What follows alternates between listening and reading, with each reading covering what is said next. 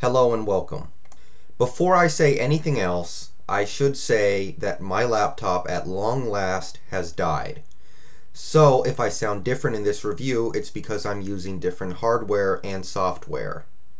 I have no intention of letting this obstacle deter me, however, so let's move on with the reviews. And I'm actually getting pretty excited here. We're almost to the first season arc. But we still have one episode before we get there, and this episode's actually pretty good. The episode opens with cold weather, and some of the characters are commenting on this, and they seem to be picking on Joe in particular for complaining about it. The other kids start talking about how cool it would be if it started snowing, but Joe is having none of it and quickly shoots the hope down. Basically, Joe is being realistic and pessimistic about the situation, while the other kids are trying to be optimistic, and they're giving him a hard time for it. So it's already pretty obvious whose episode this is going to be. To Joe's dismay, they do run into a snowfield, but also detect a hot spring nearby and go looking for it. It ends up just being a geyser, but still something they can use to keep out of the cold. Joe refuses to get any happiness out of the situation, however, and instead starts bitching about how they don't have any food. As luck would have it, however, the group finds a refrigerator out in the middle of nowhere that seems to work and is filled with eggs. Joe refuses to feel any optimism from the situation, however, and starts talking about how they might be poisoned, they might belong to somebody else, it might be a trap, and so on and so forth. There are some minor changes to the dialogue from the Japanese version, but basically the idea in these scenes are the same.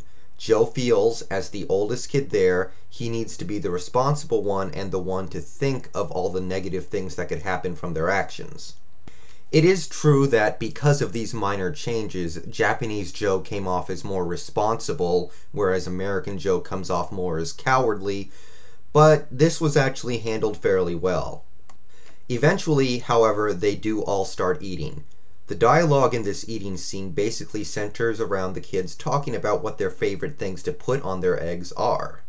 Now, this scene showcases how while the other kids like to put crazy and exotic things on their eggs, Joe prefers it straight up with just salt and pepper. This gets exaggerated in the American version to the point where the kids enjoy putting disgusting things on top of their eggs like mustard and cherries, but it's basically the same idea. Joe just prefers the missionary side of things. However, I still feel it must be said that these kids put some fucked up, repugnant shit on their eggs. After this scene, our heroes come to Infinity Mountain, a gigantic mountain that seems to be right in the middle of the island that they've been on this whole time. Now, whether or not they decide to climb Infinity Mountain is an important plot point that becomes more relevant in future episodes. So already we're getting into sort of an arc where things last longer than just 22 minutes. Tai thinks that they should climb the mountain and, if nothing else, get a good look at the entire island from up above. Matt, however, thinks it's too dangerous and doesn't want to make the climb. The two start arguing over this and almost come to blows over it. Joe tries to step in and quell the fight, but really only manages to step into the fight himself. During this little grapple, there's a nice bit of subtext about how Tai has, sort of without anyone noticing, taken the conch of official leader of these 7 kids, and how Matt doesn't necessarily think that's fair. This is a plot point that doesn't come up until much later in this season, but I like how they're brewing it. They're giving it time to fester, time to develop, so when it pays off in a big way much later in the first season, it's going to feel like this was something that was coming for a while. For a myriad of reasons, Tai comes off as the leader of this group, which is probably fair, and Matt comes off as the second in command for reasons that will be gone into much later. But these two people are very different and have very different outlooks on life, so their personality and character clashes make up some good inner conflict here. And what's more, Matt seems to be the only character who has any kind of problem with Tai taking on that leadership role. I thought their little fight in episode 3 was pretty meaningless and stupid. This one, however, is pretty good and sets things up for later, but this isn't Tai and Matt's episode. Let's get back to Joe. Sora steps in, tells all 3 of them to knock it off, and manages to get their minds off the argument by telling them that first they need to find a place to sleep, and they go seek out a cave. There's a sense here that Joe felt bad about his inability to stop the argument, as he feels he should be the responsible one about these things, whereas Sora did. So basically, Joe feels like he should be the responsible one. This occasionally comes across as cowardice and pessimism, and he feels like he's not doing a good job at keeping the other kids out of danger and feels bad about it. So anyway, everyone gets to sleep, except Joe, who's having problems sleeping, and he eventually decides he's going to climb the mountain by himself to scout things out before any of the other kids. So he sneaks off to go climb the mountain. Gomamon, however, followed him, and he eventually realizes he has no choice but to allow him to come with.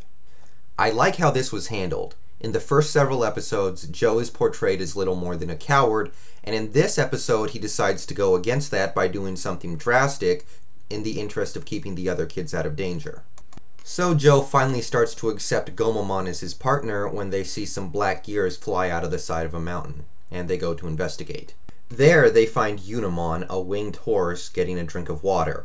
Gomamon alludes to the fact that he knows Unimon personally and believes him to be a wise and docile Digimon, so he goes to have a word with him. However, a black gear strikes Unimon and he turns evil. So the kids wake up back down near the base of the mountain and see Joe's note he left in the dirt. Back on the mountain, Joe and Gomamon are still being hassled by Unimon. It seems like they've reached a dead end when the other kids show up flying on Birdramon.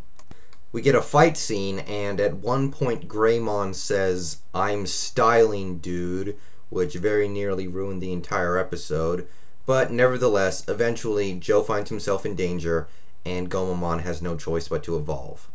So Gomamon becomes Ikkakumon. I don't really like Ikkakumon very much, and blasts the black gear out of Unimon, sending everything back to normal.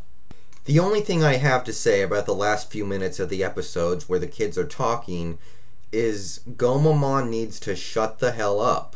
Joe is trying to be somewhat serious, but all Gomamon can do is crack jokes, which I find to be kind of distracting and takes away from the scene.